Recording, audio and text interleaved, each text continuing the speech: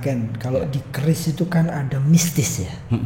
Golok ada juga nggak? Di sebagian wilayah masih ada orang yang ngelihat golok tuh lebih dihormati daripada orang tuanya bahkan. Bang, saya punya teman orang US, saya ajak ngobrol bahasa Indonesia nggak mau, pokoknya pakai bahasa Sunda. Oh iya? Saking cintanya sama golok. Kan senang, lo jaga komputer, bisa bikin robot tapi lo jaga nari jaipong gitu. Oke.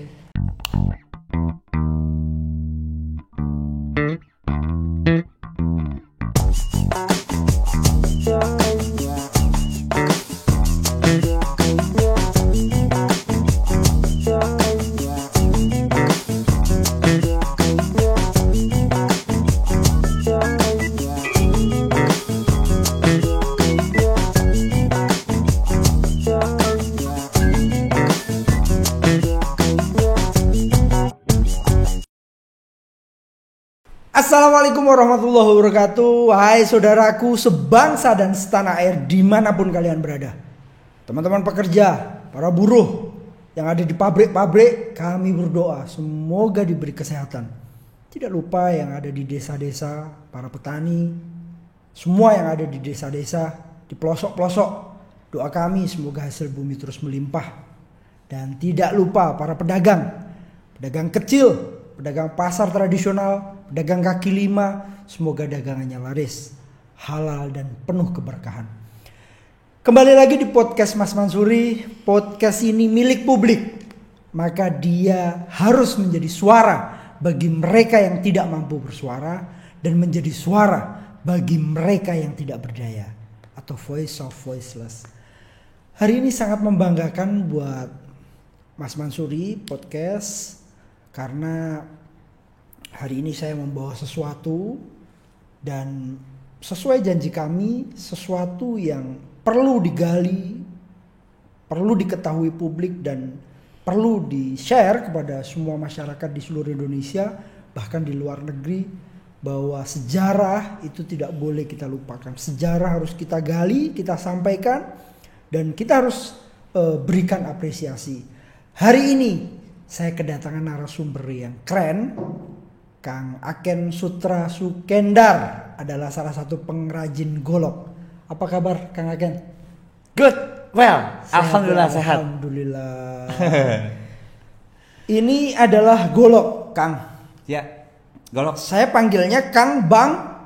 Bang aja. Bang Aken, Bang Sutra. Bang Aken aja. Bang Aken, oke Bang Aken. Apa kabar sebenarnya nih, Bang Aken? Saya sebenarnya cukup bersedih.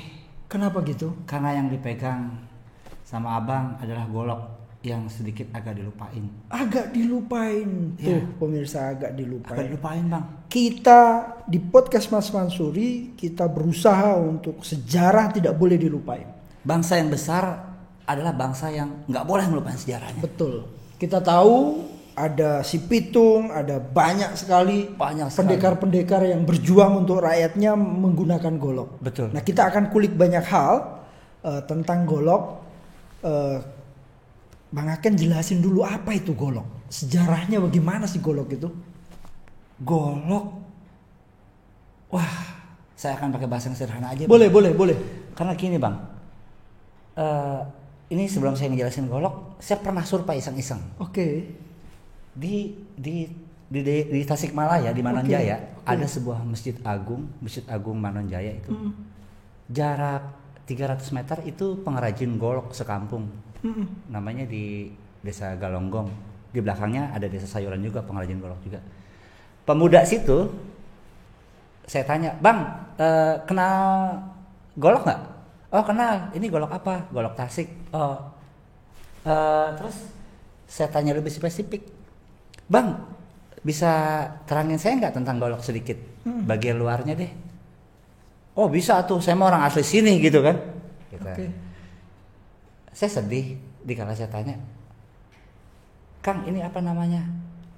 "Ini nggak tahu. Ini nggak tahu." Orang asli di situ. "Ini nggak tahu. Ini nggak tahu dan ini nggak tahu dan ini nggak tahu dan ini nggak tahu dan apa yang lo tahu? Taunya ini golok aja gitu." Oke. Kasian banget itu. Oke, ini mungkin perlu penjelasan nih, perlu pencerahan sebagai pengrajin golok, Kang. Apa, Bang? Boleh jelasin ini apa sih sebenarnya? Ini apa ini?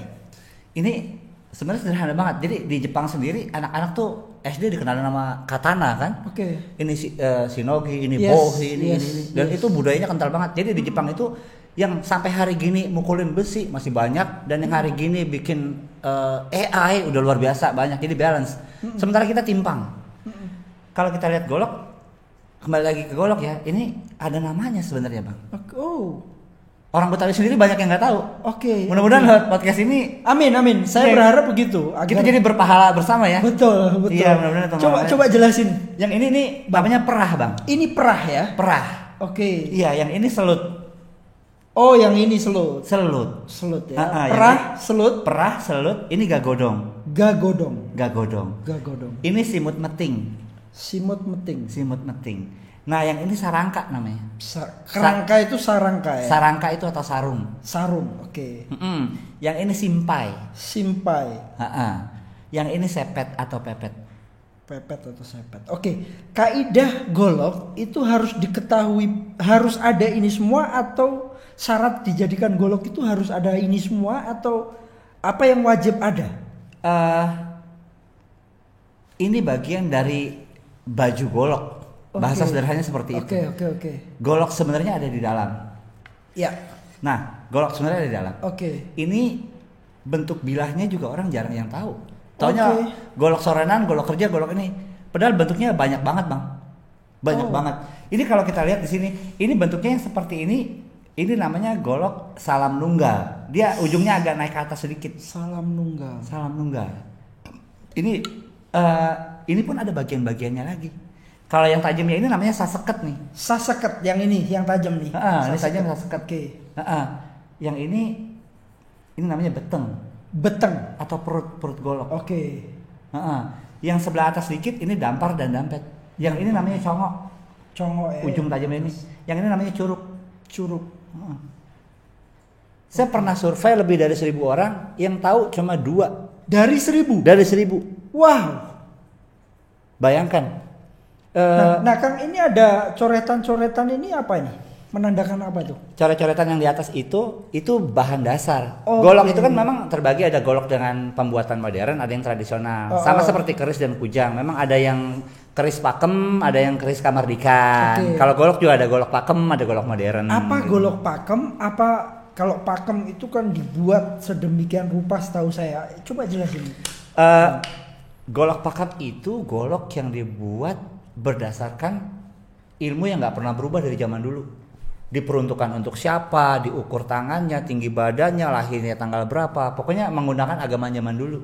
Oke. Bahan dasarnya, terus proses pembuatannya, teknik pembuatannya, waktu pembuatannya. Jadi golok pakem itu golok khususan lah, dibuat untuk misalnya abang mau mesen nih gitu.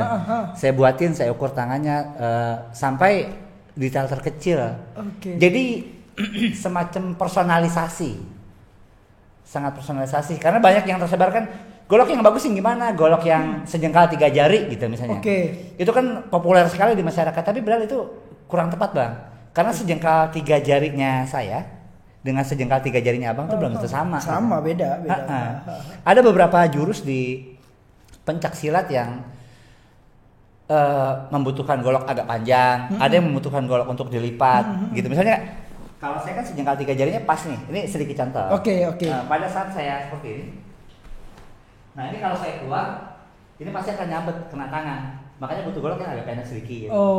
Gitu. Sesuai dengan ukuran masing-masing. Sebaiknya memang golok memang personal banget gitu.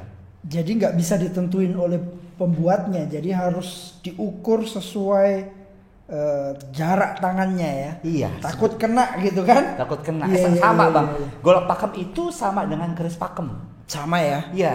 Perlakuannya sama ya? Sama. Pembuatannya juga begitu. Pembuatannya ya? Kalau di sama. keris itu ada empu, sama nggak? Sama. Sama di golok pun ada empu. Kebetulan saya berguru langsung kayak guru-guru saya, mudah-mudahan panjang umur, Abah Mas Ambas, Kiai Muhaimin, Abah Jamhari di Banten. Saya kebetulan. Sejak kapan itu mulai tertarik dengan golok? Sejak kapan mulai mencoba mencari tahu golok? Saya ketipu bang, semenjak saya ketipu bang. Bagaimana bisa ketipu? Dulu kalau setiap saya beli golok, dengan mistis kan. Oke. Misalnya golok ini pusaka mengandung racun, mengandung jin dan segala macam gitu. Sampai akhirnya timbul satu pertanyaan, bener gitu. Orang kan biasanya bang secara psikologis kalau takut banget, terus jadi gila gitu. Itu termasuk yang gitu tuh. Takut banget jadi gila. Masa iya golok sebegini nggak boleh ada yang mengurangi ketauhidan kita lah gitu kan. Jadi mengkultuskan benda itu dasarnya salah bang. Dasarnya salah. Tapi emang ada yang mengkultuskan golok kan? Kalau keris mungkin lebih kalau golok saya belum pernah dengar cerita, coba bang. Kalau bentuk penghormatan dari tata cara ngebuka dan memberi kepada orang lain, mengunjukkan, itu memang ada etikanya. Tapi kalau sampai mengkultuskan sih di beberapa tempat masih ada. Itu yang saya coba untuk perangi gitu, bahwa sebenarnya esensinya bukan itu. Gitu. Esensinya bukan itu. Di sebagian wilayah masih ada orang yang melihat golok tuh lebih dihormati daripada orang tuanya bahkan. Oh iya. Saking dapat cerita bohong gitu, dapat cerita bohong dengan terus salah dan estafet gitu. Misalnya kayak di Betawi, ini sebelum golok ya, kita cerita di Betawi sedikit nih. Ya oke. Kita kupas sejarah dulu. Kenapa bisa namanya golok dan sejak kapan? Bagi sedikit ke kami sejarahnya bagaimana sih golok itu? Golok itu ada bang di kitab Sangyang Siksa Kanda Ingkarsian. Ada di kitab. Itu berapa abad yang lalu ya? Iya, dan ternyata udah ada. Itu ada tertulis bahwa golok itu seperti ini gitu. Pisaraut dipakai sama siapa, kujang dipakai sama siapa, golok sama siapa gitu. Ada loh bang. Boleh nggak diceritain kalau kujang itu siapa? Kalau dulu gubernur atau pejabat itu pakainya apa gitu?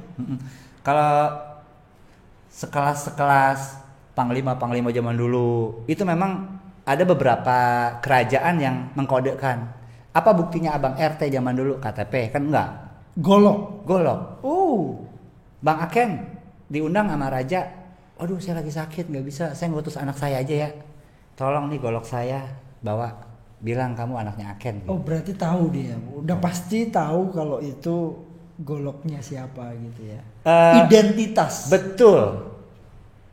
Gitu. Jadi golok adalah identitas personal, identitas sebuah kerajaan, identitas kenegaraan juga. Oke, boleh nggak diceritain sejarahnya dulu golok itu ini dipegang siapa? Kalau si Pitung pegang apa kayak gitu-gitu? Sebenarnya kalau bicara dari situ, golok itu punya beberapa jenis bilah bang. Beberapa jenis bilah. Ada salam nunggal, ada hambalan, ada ujung turun, ada jangjang walet, ada golok betok dan lain-lain gitu. Nah itu biasanya peruntukannya memang beda. Sekaligus fungsi. Nah ada pula golok gobang, golok yang panjang-panjang dipakai khusus untuk bertempur gitu misalnya. Ada golok-golok yang dipakai untuk perintah zaman dulu kan memang kita nggak ada toa buat kalau pasukan perang atau berlatih silat gitu. Oh iya, saya pernah tahu itu ceritanya kalau perang serbu itu harus begini. Gimana? Coba jelasin bang. Iya seorang guru dulu nggak mungkin teriak-teriak melatih 100 orang gitu, dia cukup seperti ini. Ini posisi, ayo semua siap gitu. Misalnya kalau dengan posisi seperti ini, serang. Enggak. Kalau posisi perang sebelah kanan mungkin ini kodenya serang. Gini ya? Ya, ini diam. Ini semua terkendali, tenang. Nah biasanya kalau kita mau ceramah, mau ngasih sesuatu pandangan dari seorang guru ke murid, biasanya seperti ini bang. Seperti ini. Nah ini untuk body language seperti ini. Jadi semua harus diam ya kalau udah begini. Gitu. Itu golok dari nilai-nilai budaya yang sangat kecil. Yang lebih dalam lagi bang, sebenarnya nilai golok itu jadi identitas bangsa bang sebenarnya bang. Bagian harusnya. Nanti kita akan perdalam soal itu. Bagaimana strategi kita untuk golok ini bisa jadikan cagar budaya atau identitas budaya satu daerah. Tapi boleh nggak sebagai pengrajin golok Bang Aken ceritain saya bagaimana proses pembuatan golok? Materialnya apa, dibuatnya berapa lama, struktur golok itu dari mulai pegangan tadi udah ya, dari pegangan sampai itu sudah. Sekarang proses berapa lapis besinya, terus berapa lama pembuatannya, coba dijelasin kepada Put. teman-teman yang lihat di podcast Mas Mansuri? Golok itu dibagi menjadi dua nih Bang. Oke. Ada golok modern, ada golok pakem. Jadi kalau untuk golok pakem sendiri biasanya kita menggunakan lebih dari 4 material campuran. Oke. Begitu. Komposisinya ada kuningan, ada perak, mungkin ada emas, ada baja juga atau besi. Dari 4 jenis baja itu dipanjangkan, dilipat Bang. Sama seperti keris, itu sebagai adonan dasar. Kemudian untuk golok-golok tipak siring itu nanti dipelintir. Oke. Nanti kita sajikan gambar ya Bang ya. Iya, boleh. Dipelintir terus ada teknik pelipatan lagi dan digabungkan menjadi satu. Oke. Itu butuh waktu ya. Sampai penempaan sampai jadi seperti kerangka ini berapa? Kalau untuk bilahnya aja kita bisa bikin 2 minggu lah. 2 minggu. Seperti ada tadi contohnya yang bilahnya saja. Iya, bilahnya saya tadi sebentar tadi. Oke, nanti kita akan tunjukkan. Butuh waktu seminggu. Seminggu untuk gagang menempa dan 2 minggu deh. 2 minggu ya. 2 minggu. Ini untuk jenis golok yang apa tadi namanya? Golok yang pakem ya. Ada doa-doa tertentu atau ikhtiar tertentu apa gitu? Iya, jadi kalau di bahasa Sunda tuh untuk ilmu penempaan ada kenong kempul kembar Bang. Kenong kempul kembar. Kenong kempul kembar. Kenong itu pukulan pertama Bang. Oke. Jadi setelah baja dilapisin ditumpuk-tumpuk jadi satu, dibakar. Untuk pukulan pertama disebut kenong. Tung. Oke. Nah itu pukulan pertama. Sekaligus itu sebagai bukti penyatuan baja. Itu ada kenong itu bukti panggilan memanggil kepada Tuhan berdoa. Itu pukulan pertama, diemin dulu kalau pakem gitu. Oke. Jadi begitu pukul meminta kepada Tuhan berhenti dulu. Iya. Ting pok pukulan pertama. Oke. Gitu. Biasanya di situ pun kalau seorang empu yang seperti guru-guru saya tuh udah tahu nih bakal jadi bagus apa enggak. Nanti percikannya kan ada yang putih ada yang merah tuh. Seberapa matang tingkat bajanya gitu. Biasanya setelah kenong itu dia bisa menentukan ini jadinya bagus nanti gitu. Karena kayak bahasa Jawa tuh wahyu keprabuannya gitu. Turun terpancar lewat percikan apinya. Nanti juga kita sajikan gambarnya ya. Boleh. Butuh berapa waktu untuk sampai posisi jadi, Bang Aken? Bisa 2 bulan. Bahkan ada yang 1 tahun. Karena ada material yang beberapa harus kita tunggu, Bang. Misalnya kayak ini nih. Ini kita datangkan dari Sulawesi tanduknya. Ini tanduk kerbau bule, kerbau yang cedong saleko itu. Itu kan harganya amit-amit cabang bayi kan. Jadi kemudian ini kita minta nih sama salah satu orang sana, kita minta, saya mohon Bang bantu saya buat wujudin golok pakem gitu. Jadi kita minta bantuan sama teman untuk ngukir, itu saya yang buat goloknya. Nah kalau yang biasanya dipakai oleh orang-orang lama dulu itu pakai kayu apa? Kayu-kayu bertuah banyak sekali. Ada kayu stigi, ada kayu cendana, ada kayu-kayu yang lebih bagus dan luar biasa. Di Indonesia kan memang rajanya kayu ya. Nah itu tuh kayu-kayu burel, sono keling, tapi yang akar gitu. Itu kayu-kayu yang sudah di aging gitu, itu luar biasa sekali. Jadi bicara golok tuh kompleks, jadi kita harus bicara metalurginya, besinya, terus bicara keempuannya, bicara bahan penunjangnya, dekorasinya, sampai pengukirannya itu. Bicara golok adalah bicara hal yang penting untuk kita gali. Bang Aken, kalau di keris itu kan ada mistis ya. Golok ada juga nggak? Ada. Boleh ceritain nggak? Kisah mistisnya gitu atau kejadian apa? Ada mahasiswa yang lagi riset, datang ke Bandung ke rumah guru saya, catat aja ya, akhirnya kan ini kita ngobrol santai. Oke, santai. Di sini emang santai. Boleh minum kopi dulu? Oh boleh ya? Oh boleh, di sini bebas. Kita cerita dulu. Boleh. Setelah 20 mahasiswa ini catat aja ya, Bah saya mau bikin golok pakem, oke, tapi syaratnya motong ayam, bakar dupa, kelapa hijau gitu. Oke, kita turutin lah karena memang guru saya masih beda keyakinan. Tapi saya yakin guru saya bertauhid. Iya. Setelah semua syarat ditentukan. Boleh tahu kan gurunya siapa? Nggak boleh. Oke. Iya nanti. Silakan. Setelah penemanan pertama harus jadi hari itu juga jam 8 malam jadi. Akhirnya dipanggil lah. Nih udah jadi, sekarang kita bikin sarung ya, Setelah goloknya itu mau dimasukin ke gagang, ada yang mau nyoba masukin? Pas dimasukin, itu aja tuh yang jilbab masukin. Pas dimasukin ke ini, langsung nari bang. Si nari. yang masukin itu. Iya, langsung nari. Apa nih? Kesurupan.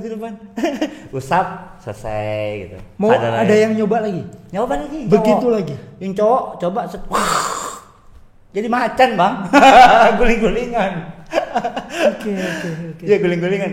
Akhirnya usap lagi selesai. Oke. Dan yang lucu lagi, coba lagi satu lagi. Mungkin kalau yang cowok enggak nih, cari yang badannya agak gede. Terus mbak ini gimana? Enggak, catat aja. Yang begini juga harus dicatat, tapi terserah pakai bahasa kamu. Karena saya nggak bisa mendefinisikan ini dengan bahasa gitu. Cowok masuk lagi, pas dimasukin ke sarung, langsung lari bang. Muter-muter sawah. Tapi bawa itu. Bawa golok, muter-muter sawah. ada sesuatu yang nggak bisa kita jelaskan bang. Dengan ya banyak mungkin kaum milenial yang itu apa sih enggak. Ya justru ini yang penting kita sampaikan kepada teman-teman milenial bahwa ada sejarah yang harusnya diketahui oleh mereka. Iya. Sejarah panjang. Minimal kita mengapresiasi bang. Iya. Tapi kalau mencabut atau memasukkan golok itu ada doa atau apa gitu? Kalau golok pakam ada bang. Ada ya. Ada. Doanya pakai bahasa Betawi kah, bahasa Sunda kah, bahasa basically Sunda. Itu isinya sih kalau nuwun lah, kalau bahasa Jawa itu permisi, terima kasih, terus menghormati gitu. Jadi bentuk kita nggak bisa menghilangkan kita nggak usah menghilangkan ketauhidan kita, tapi kita cukup mengapresiasi dalam bentuk terima kasih. Terima kasih udah jadi teman saya. Kalau ibarat motor tuh kita udah pakai ya komitmennya beli oli, beli bensin, ganti kampas rem gitu. Seperti itu bang, makanya ada maintenance di golok. Oke. Gitu sederhananya. Mungkin kalau milenial bisa terima kalau gitu ya. bisa jadi. Tapi memang perlu publik tahu bahwa proses pembuatan golok itu tidak sesederhana orang lihat sekarang. Gitu. Betul. Karena kalau di keris yang saya tahu itu kan ada lekukan, ada proses cukup panjang. Di golok itu begitu juga nggak? Ada doa-doa tertentu yang akan pembuatan, ada nggak? Betul. Bahkan seorang empu tuh nggak boleh motong hewan. Oke. Jangankan memotong, menyakiti aja nggak boleh. Sebelum proses pembuatan ya. Sebelum. Makanya saya bilang tadi ada golok yang dibikin 1 tahun, ada mungkin mutih, terus nggak boleh menyakiti, nggak boleh makan yang bernyawa, bahkan nggak boleh menyentuh benda kotor, kayak nyuci piring gitu nggak boleh. Sisa itu nggak boleh. Terus sampai maaf ya kita nyabut bulu ketek aja nggak boleh, nyukur kumis nggak boleh. Itu ditunggu dulu. Makanya kadang ada yang melakukan ritual itu sampai 3 bulan, gondrong gitu kan. Tapi masih ada. Masih ada bang. Masih banyak pembuat golok. Masih banyak. Yang pembuat golok pakem itu kayak Abah Mas Sambas, saya sebut aja ya. Terus kayak Muhaimin, bagus-bagus sekali goloknya. Terus Abah Jamhari Sakti, itu beneran ya Allah, itu orang tua saya. Insya Allah panjang umur, baik sekali dia. Kapan-kapan izinkan saya ikut samperin ke sana. Di Panjauan ada keturunan empu juga namanya Mang Ono. Terus ada sahabat yang cinta banget sama golok sampai dia bikin event golok day. Totalnya 10.000 orang lebih, itu sampai 20.000. Itu namanya Kang Aden Kasep di Banten. Beliau care sekali. Ternyata di pojok-pojok sana banyak pejuang-pejuang golok gitu. Kayak Bang David Darmawan, terus teman-teman kita yang berjuang untuk golok gitu. Masya Allah, sebenarnya banyak banget. Cuma nggak pernah diekspos bang.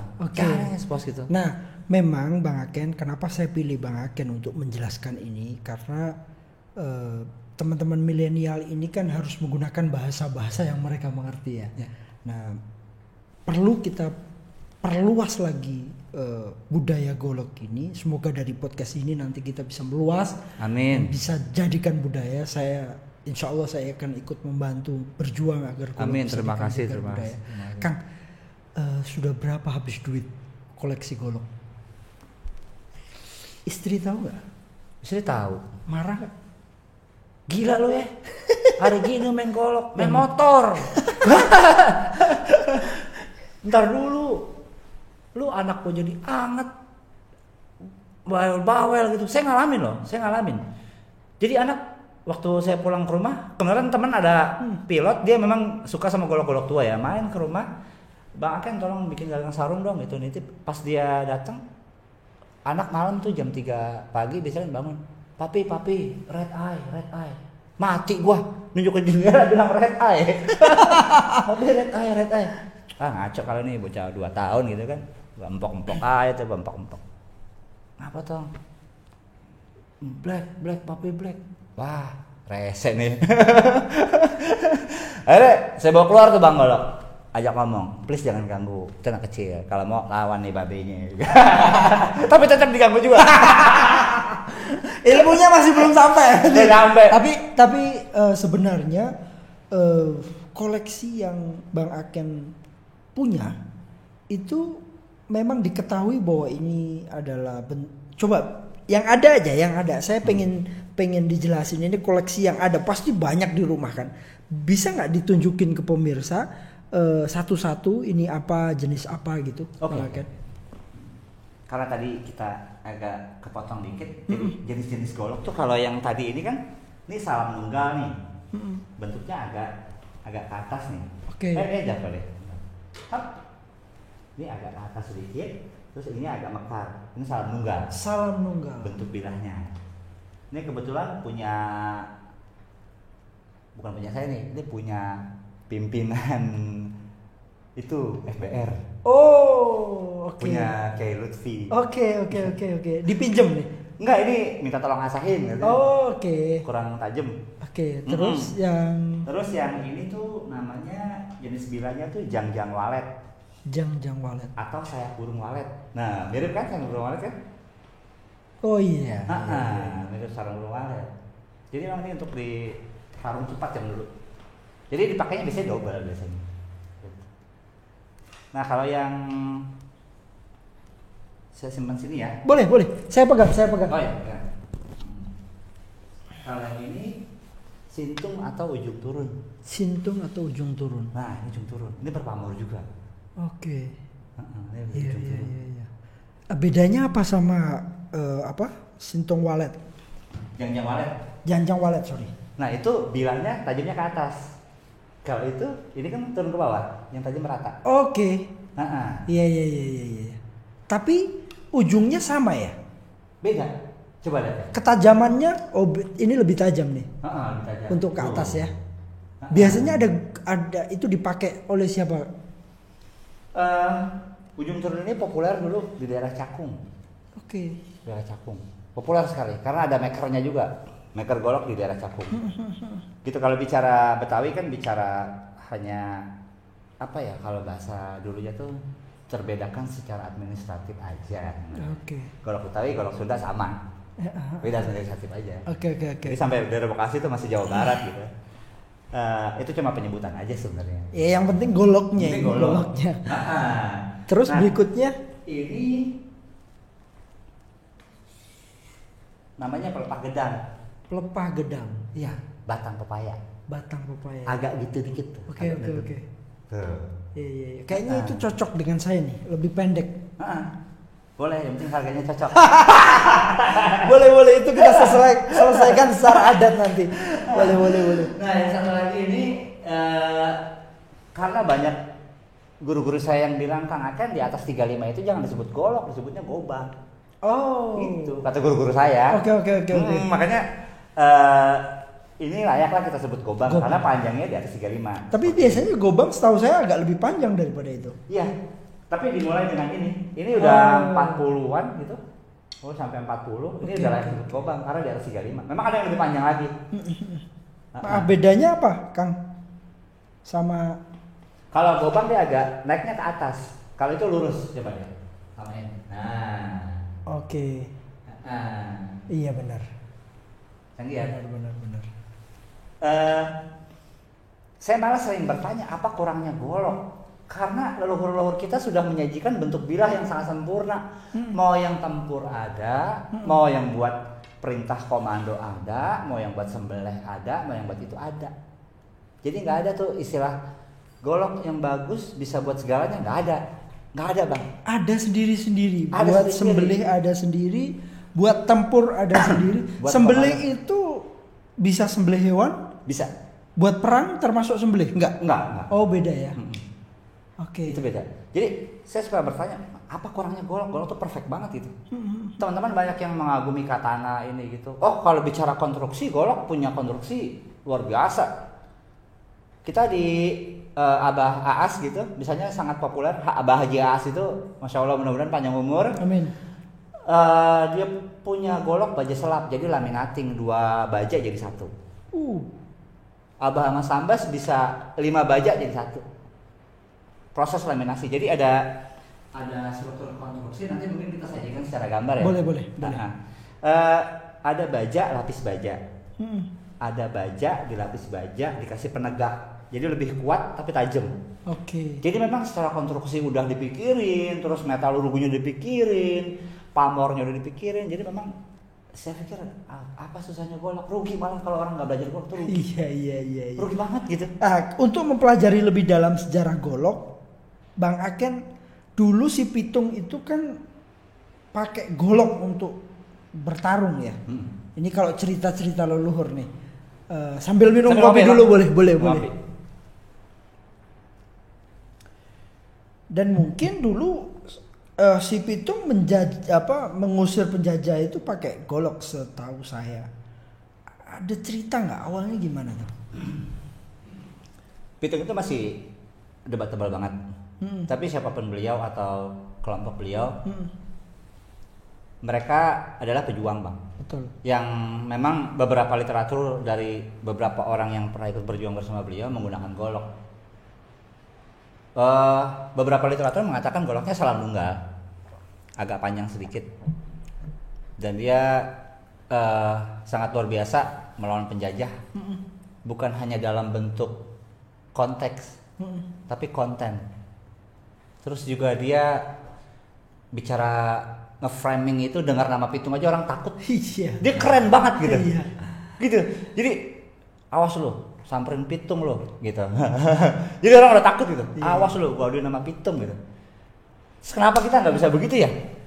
Orang-orang kita itu. Nah, untuk sampai ke kenapa nggak bisa begitu, saya coba ingin gali dulu. Ada nggak sih komunitas golok itu? Komunitas golok ada, Bang. Ada beberapa sekarang dan bahkan banyak. Karena kepedulian tuh mulai banyak ingin tahu gitu. Tapi kita punya goals yang berbeda, Bang. Sebenarnya dengan hadirnya komunitas golok, ada yang mengutamakan silaturahmi, ada yang mengutamain ya alhamdulillah bisa berdagang, ada yang mengutamain metalurginya, ada yang ngedalamin sejarahnya, ada yang proses pembuatannya gitu. Jadi memang ketertarikan orang berbeda nih sekarang nih. Oke. Jadi, mungkin nggak beberapa komunitas itu kita kumpulkan, membuat satu visi yang sama untuk menjadikan golok sebagai cagar budaya nasional Betawi atau Sunda atau nasional paling tidak. Bisa dengan bantuan Abang. Semoga dengan podcast ini kita bisa membawa nama golok jauh lebih berkembang dan kuat ya. Tapi memang perlu komunitas itu, kira-kira ada berapa komunitas sih, Bang? Lebih dari 20, Bang. Lebih dari 2. Dan pimpinannya 20. Semua tahu ya, Bang Aken? Saya alhamdulillah tahu, alhamdulillah kenal baik. Terus yang komunitas yang malas diekspos juga ada aja ya? Ada, itu yang golok-golok buhun, golok-golok tua gitu. Itu ada penggambarnya masing-masing loh. Karena ada memang ahli-ahli metalurgi itu senang menggali, kok bisa ada nikkel zaman dulu ya di goloknya gitu. Ada metalurgi yang sedang mengungkap itu gitu. Beberapa teman-teman, ada yang ahli kimia, ada yang ahli ini. Bentuk kecintaannya jadi sangat kompleks. Ini kayunya kayu apa ya? Terus kok bisa kok dibeningin begini zaman dulu gitu. Iya, saya yakin dengan tujuan yang sama untuk budaya golok secara keseluruhan, karena keris kan sudah diakui ya. Kalau kita lihat ya, seperti kujang senjata tradisional Jawa Barat ya, terus ada celurit dari Madura ya kan, keris dari Jawa. Golok ini mau diapain gitu? Menurut Abang apa golok ini benar-benar sejarah Betawi? Kalau dulu kan Batavia ya kalau nggak salah. Coba Bang dikulik dikit biar kita semua tahu ini. Nggak bisa lepas juga dari budaya Betawi memang. Golok itu udah menjadi pakaian. Iya, golok itu pakaian orang Betawi. Makanya saya kurang setuju tuh. Mudah-mudahan Pak Anies atau gubernur kita nih, pemerintah kita lah lebih aware gitu. Golok itu cuma terpisah masalah administratif aja sebenarnya. Jawa Barat, Betawi, Jakarta gitu. Terpisah karena itu aja. Saya pengennya ke depan sih UNESCO, Bang, harus ngakuin, Bang. Oke. Nggak bisa diem kita, Bang. Nggak bisa, Bang. Kita harus dorong rame-rame. Ini golok ini ibarat udah jadi mobil bis, udah banyak komunitasnya, udah banyak yang suka, udah banyak yang ini gitu. Saya berharap besar abang sama pemerintah bisa ngebantu kita ngedorong. Oke, peran negara sejauh mana sih? Atau Pak Gubernur sejauh mana? Terhadap, kan setahu saya kalau nggak salah ada Pergub DKI Jakarta nomor 11 tahun 2017. Kalau tidak salah ya, tolong diingatkan. Apakah ini tidak cukup sebagai ikon budaya Betawi atau bagaimana? Apa harapannya? Enakan makan daging kambing apa enakan makan sate kambing? Kalau saya lebih suka sate kambing.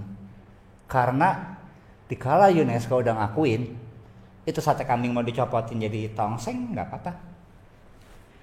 Maksudnya Tetap sate kambing. Tetap sate kambing.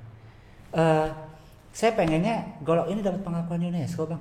Okay. Siapa? Jangankan saya, abang, siapa, pemerintah kita, orang lain yang sama-sama ngergolok, saya ini nggak penting. Yang penting goloknya. Iya. Saya mau golok sampai ke UNESCO. Okay. Sama seperti keris.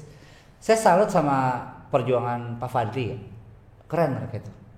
Dan tim-timnya keren. Sampai bawa keris UNESCO. Terus kemudian beberapa teman di komunitas Kujang.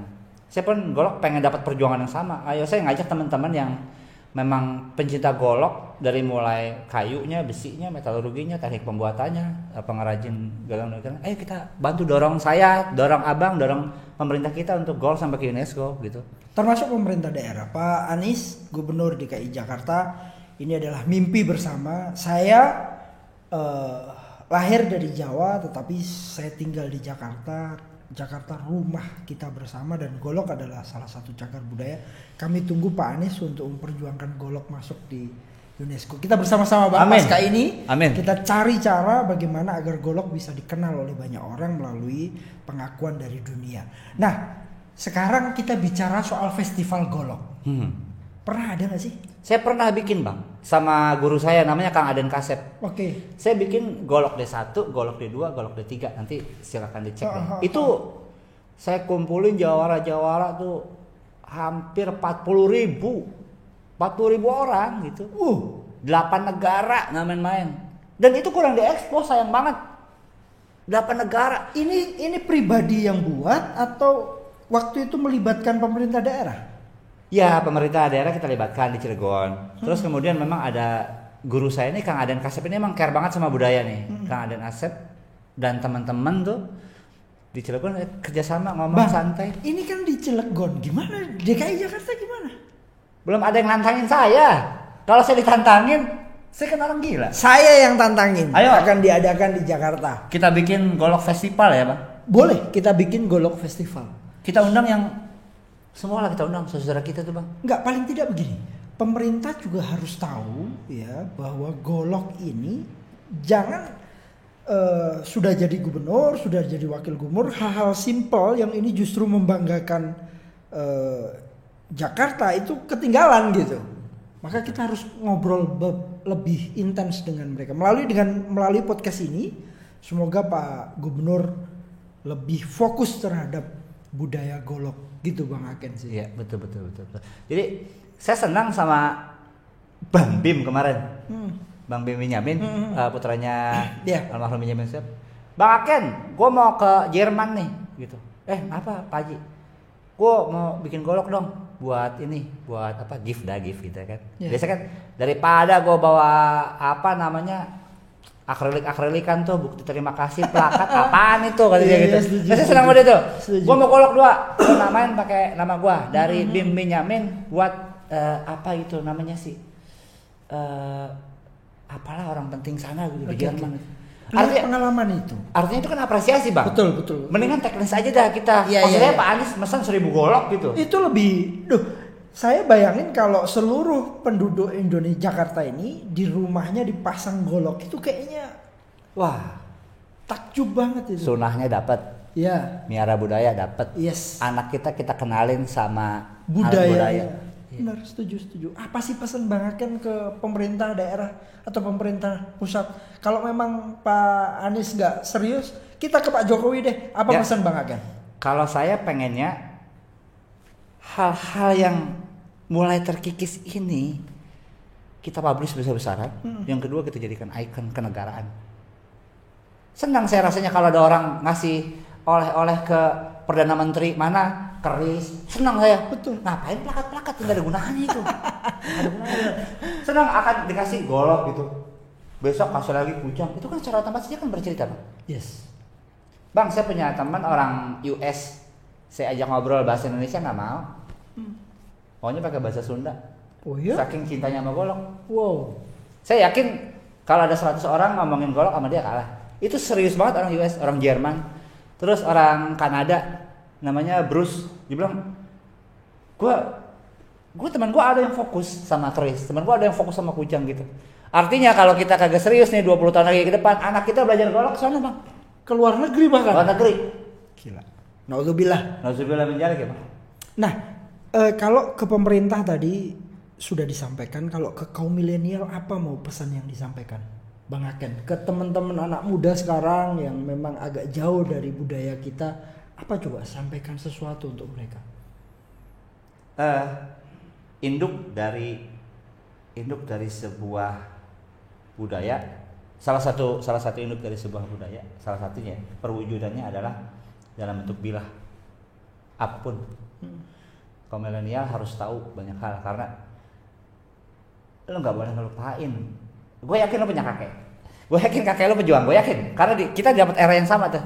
Gue yakin kakek lo entah pakai keris, pakai kujang, pakai tombak, pakai apa. Ayo belajar yuk. Kalau enggak kita bikin materi khusus yuk gitu.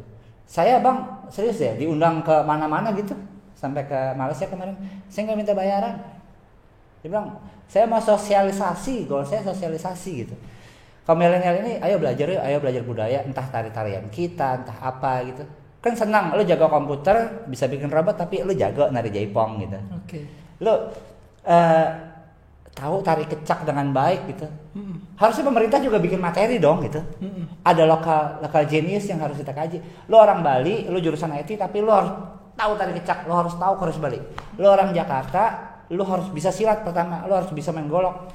Walaupun lo orang IT, orang orang apa gitu. Minimal base-nya ada. Jepang gitu, Bang, Jepang. Sudah ngobrol sama orang Jepang, begitu. Nah, membangkitkan semangat pendekar-pendekar golok, pendekar-pendekar Betawi, bagaimana agar kita bisa duduk bersama, kita cari cara untuk bisa berupaya agar golok ini menjadi diakui oleh dunia. Bisa nggak kira-kira kita kumpulkan dan kita buat visi yang sama? Bisa, Bang. Sebenarnya keinginannya sama ya? Keinginannya sama, cuma yang fasilitasin jarang. Oke. Nggak ada, Bang. Waktunya. Waktu gini ya. Waktunya nggak ada yang modalin, Bang. Jarang yang mau modalin gitu. Nah, untuk pertemuan itu siapa kira-kira yang bisa kita minta untuk bisa mengundang? Aden Kasep. Kang Aden Kasep, Masya Allah, dia orang biasa aja. Dia ini, pokoknya baik banget, Abang. Oke. Aden Kasep. Kita sekali boleh udah Kang Aden Boleh. Kasep kemarin. Boleh. Kapan nanti diatur, Kang? Iya. Wah, beliau luar biasa lah. Beliau udah berhasil, bukan cuma katanya, beliau udah berhasil melakukan 4 kali bikin event gitu dan semua di sana bawa golok. Kita nari golok, dapat muri ribuan penari golok. Wow. Ribuan nari golok bareng-bareng depan panggung, nggak ada yang luka satu pun. Wow. Pesilat itu punya hati yang sama, Bang. Seluruh pencak silat saya jamin punya hati yang sama. Dan ingat, pesilat itu cuma takut sama 3 hal. Sama Tuhannya, sama orang tuanya, sama gurunya. Ya, cuma 3 hal itu doang. Jadi kalau diajak untuk ini mereka nggak bakal takut. Kita kumpul nggak bakal takut. Kita saweran yuk nggak bakal takut. Pesilat punya budaya yang saya belajar dari Kang Aden. Ada budaya lucu nih. Peci terbalik, tahu peci terbalik? Kalau kita ngumpul, ini bagaimana nanti duitnya bagaimana, nyewa panggung bagaimana? Peci terbalik, Bang, dari kita dulu. Iya. Peci terbalik, setuju. Nah, ini memang kita harus bangkitkan sih. Sebelum saya akhiri, Bang, sebenarnya banyak sekali yang mau kita sampaikan kepada publik. Mungkin ada yang kelewatan apa yang ingin disampaikan, Bang, tentang sejarah atau bagaimana golok itu? Apresiasi terendah itu, ayo beli. ayo beli. Apresiasi kita paling rendah tuh kalau mau belajar budaya, ayo beli. Kasihan berlama-lama kita kalau nggak beli. Mau yang biasa, yang bagus banget kan banyak kelas-kelasnya tuh. Apresiasi terendah kita untuk kaum milenial nih, mau perlu kayak mau nggak perlu beli. Belilah sebagai bentuk apresiasi. Pengrajin itu banyak banget, Bang. Saya udah data ada 1.800. Wow. 1.800. Nah kalau dia tetap mengrajin tapi nggak laku, gimana kalau nggak ada yang beli? Akhirnya dia bikin perkakas, Bang. Itu kayak bikin arit, bikin cangkul, Sayang banget. bikin cados, bikin tihuk yang kayak gitu. Sayang. Padahal dia punya kemampuan itu. Dan ada kondisi-kondisi yang lebih kasihan lagi. Banyak orang yang udah berilmu tinggi, tenaganya udah nggak ada, tapi ilmunya banyak. Nah maksud saya kita harus bangun mekanisme supaya ilmunya nggak hilang, orangnya hilang gitu. Kita harus ngebangun mencatat. Alhamdulillah sih saya udah mulai merekam dan mencatat gitu. Misalnya bagaimana bikin golok teknik kembul kembar, bikin golok ini, golok itu gitu. Masih ada beberapa yang sudah saya videokan. Tapi saya lagi-lagi mohon sama pemerintah please lebih care aja gitu sama hal-hal yang sebelum hilang gitu. Banyak yang udah hilang Bang gitu. Iya. Banyak. Setuju saya. Bang, sebelum kita akhiri boleh nggak sambil duduk mungkin kalau mungkin tempatnya tidak tidak luas, boleh nggak kalian abang memainkan golok, coba bisa nggak? Kalau sambil duduk bisa nggak ya? Basic aja. Oke. Ini banyak kawan-kawan yang megang golok di sini ada yang di sini. Oke. Terus ada yang di agak ke bawah. Oke. Ada. Nah, saya akan praktekkan di sini. Ini bentuk putaran aja ya. Oke. Ini bentuk putaran seperti ini. Awalnya ke depan. Lambat. Lalu bisa kemari. Ke depan. Jadi seperti ini. Oke. Jadi ke belakang, ke depan, belakang, ke depan. Wow. Sini. Oke.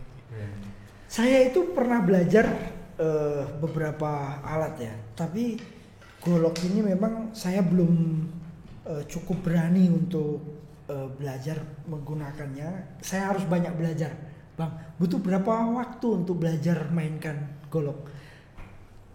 Nggak sampai lihai ya, nggak sampai nggak sampai jago, tapi berapa lama kira-kira? 2 minggu cukup Bang. 2 minggu cukup. Kita kan seusia ya, kita 2 minggu cukup lah. Ya saya lebih muda, saya masih 17 tahun. Saya 12 setengah. Bang, seminggu cukup sebenarnya kalau untuk sekedar gerak. Tapi memang butuh pendalaman khusus untuk yang belajar khusus. Nyetir mobil bisa sambil ngerokok Bang kalau biasa mah. Oh ya? Iya. Golok pun begitu. Ya seminggu cukup. Nanti kita undang juga tuh budayawan kita, teman kita, Bang Jiung. Oke. Bang Jiung si golok terbang. Memang dia itu praktisi tandeman saya tuh. Di mana-mana saya presentasi selalu bawa Bang Jiung. Nanti kita lihat di YouTube-nya tuh ada Bang Jiung si golok terbang yang nonton jutaan tapi nggak masuk apa tuh yang itu tuh. Jadi ya dia tetap menjalani hidupnya dengan tawadu, dengan baik. Dia rumahnya di Bekasi. Bang Jiung itu sahabat saya. Boleh, saya tolong diatur waktunya, ingin silaturahmi dengan tokoh-tokoh untuk kita bisa bareng-bareng berjuang. Janji saya satu sama abang, saya temenin abang mau kemana saya temenin. Ya, termasuk ke Pak Gubernur nanti. Ya. Siap. Sekali lagi dong, bagaimana pesan ke Pak Gubernur atau Pak Wakil Gubernur? Bikinin materi khusus tentang budaya lokal. Mau tari-tariannya, mau goloknya, mau silatnya, itu materinya khusus di sekolah harus kenal. Terserah, lo mau orang Sulawesi sekolah di Jakarta, lo harus kenal budaya Jakarta. Itu bentuk apresiasi Bang. Lo mau orang Kalimantan sekolah di Jakarta, mau sekolah internasional, mau madrasah, mau apa gitu. Jadi minimal basic budayanya kenal dulu. Ujiannya juga harus ujian budaya. Betul. Oke. Minimal punya satu tari-tarian aja. Iya. Atau minimal kenal bilah aja. Iya. Gitu. Jadi kalau goalsnya nanti sebenarnya ya bentuk apresiasi tingkat 2 Bang.